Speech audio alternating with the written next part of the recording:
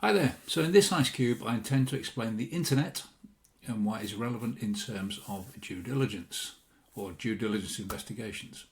Now it's a tool we use daily and I'm continually surprised that people don't really understand what it is. In my opinion, if you have even the most basic understanding of something, you'll be able to use it much more efficiently. Nothing is more true than the world of searching for online data. So it's all about understanding the tools really, and this short presentation is really getting to think about understanding what the internet is, how it's built, how we can use it to better effect when we are searching for online information really. So if I was to ask you what is the internet, I want you to think for a minute and see if you could explain that. You probably sat at your computer, you might be viewing this on your phone, but we are connected to the internet pretty much 24/7. But you've got to wonder, do we really understand what it is that we are connected to?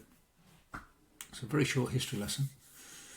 In 1969, that's when people in America started to begin to develop a system of communication.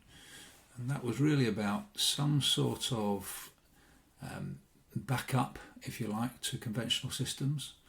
And at the time, you had the Cold War, the Cuban Missile Crisis, and in America, people were quite nervous about the position if they were unable to communicate. So that it was a collaboration of academia and military, really, and an organisation called ARPANET. I don't think anybody could foresee where we are now with it, though, because everything rests on the internet. The way we conduct business, the way we communicate with each other, the way we watch content, etc. It's all on this huge thing called the internet. Now, it's mostly cables.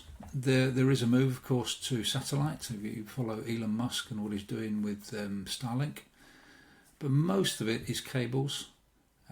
If you travel to a place like Cornwall, for example, in the UK, there are many landing stations around that county, and they pretty much go off the beaches. And you can confirm this by looking online at the submarine cable map. And this will give you an indication of just how many cables there are around the world, the majority of which are on the seabed. And that makes them quite vulnerable in terms of disruption. It also makes them quite vulnerable in terms of interference. And there's certainly evidence that certain nations are doing their best to disconnect cables. And you can think about how that may have an impact upon global business. So you can see where the motivation might come from to do that. So have a look at the submarine cable map, or just put in submarine cable map into Google, and you'll be able to get a sense of just where these cables are. You can zoom in and out as well as indicated on this image here.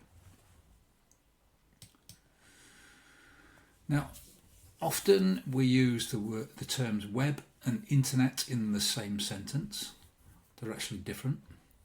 So think about the internet as a platform. I often describe it in the classroom as a motorway or a highway, where there are many things travelling across the motorway, and the web is but one of them. Now the web is somewhat different. That was invented in 1989 by Sir Tim Berners-Lee. He basically wanted a platform from which scientists could exchange information with one another.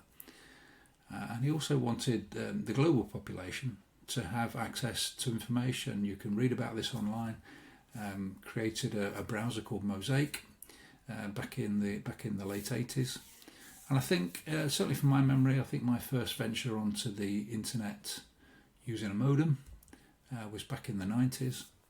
And that was 30 years ago. And the internet has moved, the web rather, has moved at a pace in terms of our access to it on phones and such like. Now, why is this important to us as investigators or anybody conducting AML compliance? Well, if you can understand how the web operates, then you far better positioned to get better information.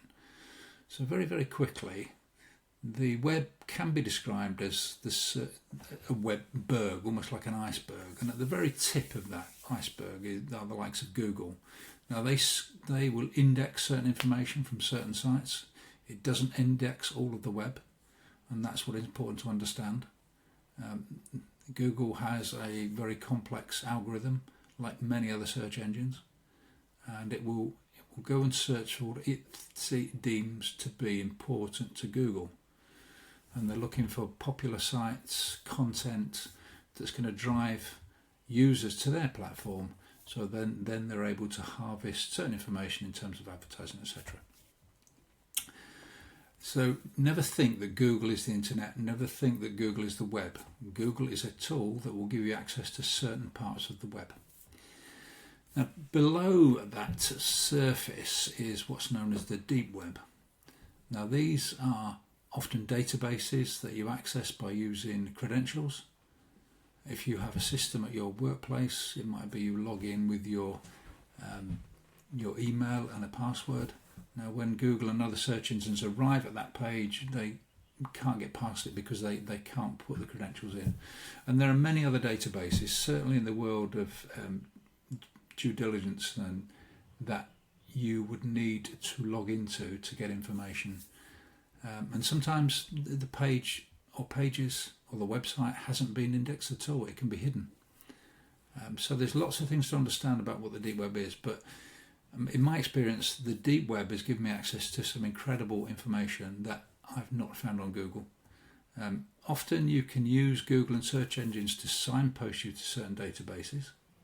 So you can ask a query, is there an insolvency register in the UK? And there is.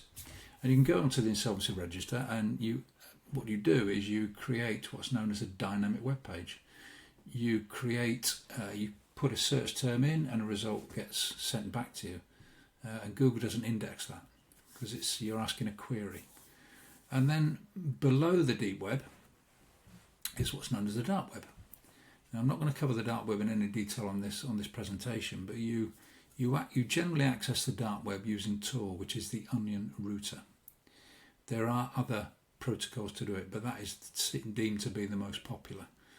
And you can access Tor for free. You can download the software and you can go onto the dark web. But this particular presentation is not about the dark web. So, why is the dark web relevant to the world of due diligence and AML compliance? Well, if you are running any form of criminal enterprise, there are lots of things you can access using Tor and the dark web to help you if you're a criminal. And again, I'm not going into too much detail, but the one thing I will touch on is that it's perfectly possible to buy passports, ID cards, certificates of education, anything you think of on the dark web using cryptocurrency. And you have to think that this could be used to circumvent your compliance procedures. So you have to be very, very cautious around that and never accept a passport image without doing some form of check, preferably visual, preferably checking what's known as the MRZ code. There are many applications that will do that for you. So that is really a run through of what the internet is all about on this ice cube. So feel free to raise any questions, comments, etc. on my email address, and if I see them, I will put them into the forum. Thank you for listening.